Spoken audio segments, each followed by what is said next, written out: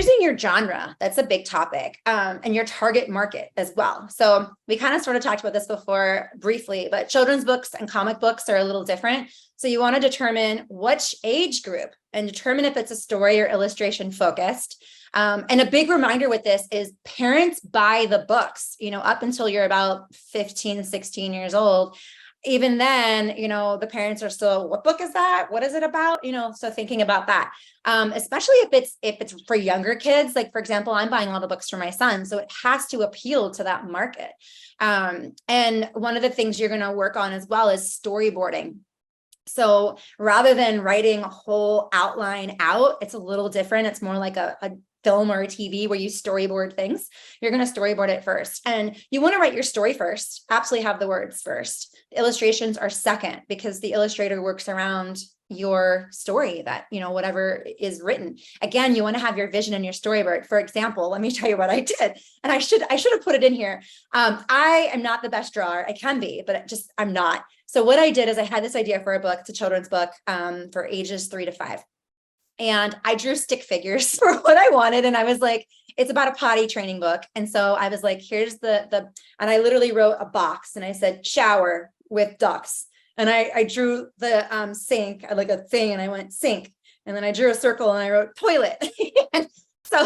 And I wrote all the details that I wanted in that scene, because this is my scene that I was trying to pitch. It's the main characters are also in this scene. So that's how I did it. So it could be as simple as that in order to but having the vision written down so that when you go to your illustrator right away, they know exactly what you're looking for and you're not wasting time there or money.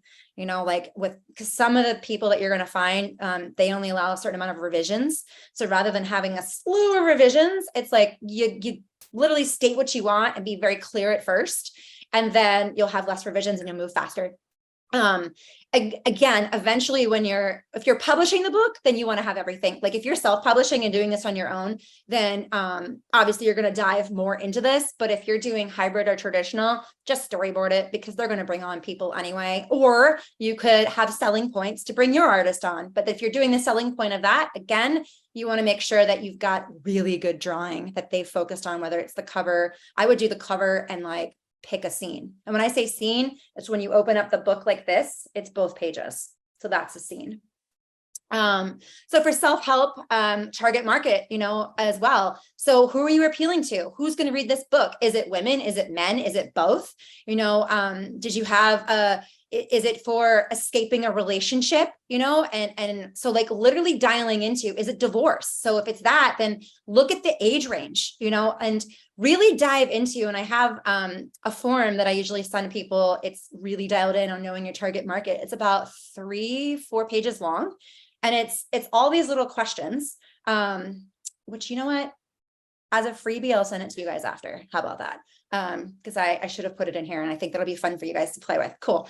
It is so cool. So it just asks all those little questions of, what are they doing at night? What are they worrying about at night? What is their biggest problem that you're going to solve for them? What is their day-to-day life? What are their fears? What do they do day to day? Really diving into that target market, because it's really going to help when you're writing, but also your proposal, speaking to them intentionally. And then I put on here, know your timing. I already talked about this, the TEDx, the course, your vision. Basically, if you're doing the self-help, I would highly recommend, if you're creating the TEDx talk, do it first. Yeah, it's scary, but you can totally do it first, and it's fun, because then you have all these other things rolling out afterwards, meaning the book, the course, the seminar, blah, blah, blah. It kind of just goes from there. That really will amplify your career so much. And you can do this with children's books too, by the way. It doesn't just have to be self-help. Like you could, have a story that ties into your book. Maybe it's a healing, children's book.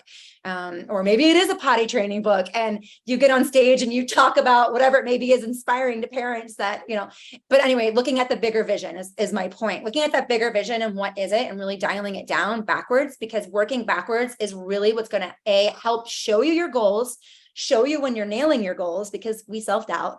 And then when we hit the goal, we're like, oh, we hit the goal. That's exciting, and then we show the rest of the goals, but it keeps you on the path and it keeps you aligned to hit those big goals.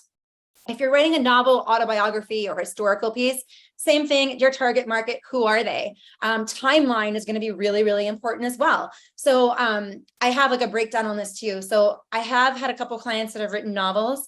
One in particular, she has a historical novel, and that is a lot of research, so much research. So it does take longer for these to write. Don't freak out, because again, I make it simple.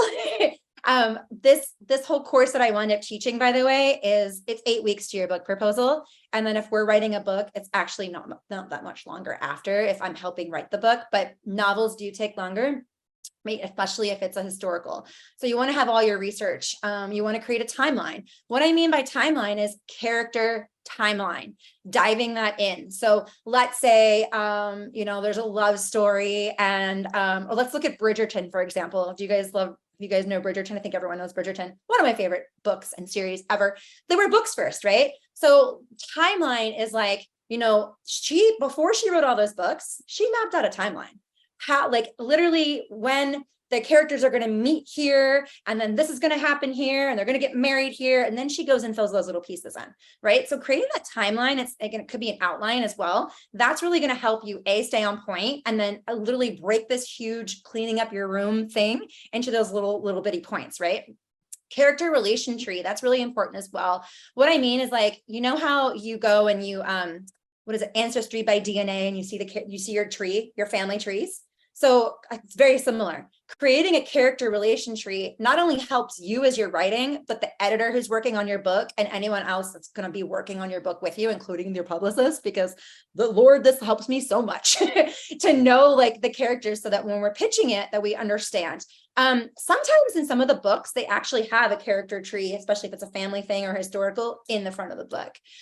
So what that means is, like, literally a family tree, like, this about these two characters, and if they eventually get married, then, oh, here's their best friend here, that he's a big character in the book, and then here's their son that's in it, and then there's the baker in the town, and like whatever, that every character, creating a tree and how they're zigzag related. I like to call it a tree because I think it looks prettier, but however you want to do it, having that's going to be really important for you and really help.